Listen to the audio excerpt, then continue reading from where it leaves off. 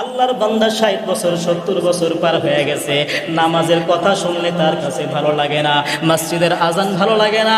আমার বন্ধু আমার ভাইরা, অথচ সে বিভিন্ন ধরনের অজুহাত দিয়া চায়ের দোকানের মধ্যে বসিয়া বসিয়া চা পান করে, লাঠির মধ্যে ভর দিয়া চলে। কোনোদিন লাঠির মধ্যে ভর করিয়া মসজিদের মধ্যে প্রবেশ করে না, কিন্তু চায়ের দোকানের মধ্যে বসিয়া বসিয়া হাতের মধ্যে চা নিয়া তারপরে ওই টিভির দিকে তাকায় তাকায় টিভি দেখে, কিন্তু নামাজ পড়তে আসে না। এরকম মুসল্লি আছে না নাই? জোরে বলেন আছে না নাই? এই সমস্ত মুসল্লিদেরকে যে যদি বলি, চাচা ও চাচা গো, মসজিদের মধ্যে আজান দিয়েছে, চলেন না নামাজ পড়ে আসি। চাচাই ডাক দিয়া কয়, বাবা যাও, তুমি মসজিদের মধ্যে যাও, আমার মাজায় ব্যথা, গিরায় ব্যথা, রুকু সেজদা দিতে গেলে মাজার মধ্যে টান লাগে, তুমি যাও আমি পড়ুম নে। এইরকম মুসল্লি আমাদের সমাজে আছে না নাই? আরে নামাজ পড়তে বললে চাচায় দেখায় না নজুহাত, হাতে ব্যথা ঘরে ব্যথা, আরো দেখায় গিরাবাদ। কথা বলেন ঠিক না ঠিক? আরে রুকু সেজদা দিতে গেলে মাজায় লাগে টান। ওরা কিসের মুসলমান? ওরা নামের মুসলমান। কথা বলেন ঠিক না ঠিক? ওরা কিসের মুসলমান? ওরা হলো নামের মুসলমান। নামের মুসলমান হলে হবে না, বরঞ্চ কামের মুসলমান হইতে হবে। কামের মুসলমান হইলে দুনিয়াতেও ফায়দা, আখিরাতেও ফায়দা। কথা বলেন ঠিক না ঠিক? আরেকটু বলবো। আরে সারা সপ্তাহ মসজিদে খালি, নামাজ পড়ার মানুষ নাই। মাশাআল্লাহ শুক্রবারে দেখি লোকের অভাব নাই। কথা বলেন ঠিক না ঠিক? নামাজ কি শুধু শুক্রবার? শুধু শুক্রবারের জন্য নামাজ নাকি সারা সপ্তাহ? আজকে দেখা যায় আমরা সাপ্তাহিক মুসল্লি হয়ে গেছি।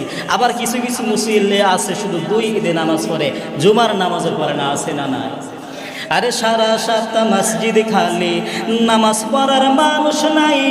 মাশাআল্লাহ শুক্রবারে দেখি লোকের অভাব নাই। আসে তাও সবার শেষে রুকুতে পায় ইমাম। ওরা কিসের মুসলমান? ওরা নামের মুসলমান। কথা বলেন ঠিক না ঠিক? আরো জোরে বলেন ঠিক না ঠিক? আরে ওয়াজ মাহফিল হইলে পরে সেথায় যেতে চায় না মন, রাত্রি জেগে দেখতে পারে সুন্দরী মাইয়ার নাচন। কথা বলেন ঠিক না ঠিক? আবার 2 আঙ্গুলের চিপাই কইরা, কয় আঙ্গুল? জোরে বলেন কয় আঙ্গুল? আবার 2 আঙ্গুলের চিপাই কইরা বিড়ি মারে টান। ওরা কিসের মুসলমান? ওরা নামের মুসলমান। কথা বলেন ঠিক না ঠিক? তাহলে মুসলমান ভাইরা আমার, নামের মুসলমান হইলে হবে না, কামের মুসলমান হইতে হবে। এ নামের মুসলমান দিয়া আল্লাহর আদালতে যখন দাঁড়াইব, তাহলে কিন্তু পার পাওয়া যাইবে না। নির্ঘাত জাহান্নাম ছাড়া আমাদের কোনো উপায় হবে না। কথা বলেন ঠিক না ঠিক? আমার বন্ধু আমার ভাইরা, তাহলে আল্লাহ রাব্বুল আলামিন আমাদেরকে কি জন্য বানাইলো, কি জন্য পাঠাইলো? আল্লাহর নবী সাল্লাল্লাহু আলাইহি ওয়াসাল্লাম সেই তরিকার বাতলা আমাদেরকে বলে দিলেন। আল্লাহ তোমাদেরকে আল্লাহর গোলামি করার জন্য পাঠাইলো। আল্লাহ রাব্বুল আলামিন নিজে পর্যন্ত বলতেছেন, আমা খালাকতুল জিন্না ওয়াল ইনসা ইল্লা লিয়াবুদুন। এ মুসলমান ভাইরা আমার, আল্লাহ রাব্বুল আলামিন আমাদেরকে দুনিয়ার জমিনে আল্লাহর গোলামি করার জন্য পাঠাইলো।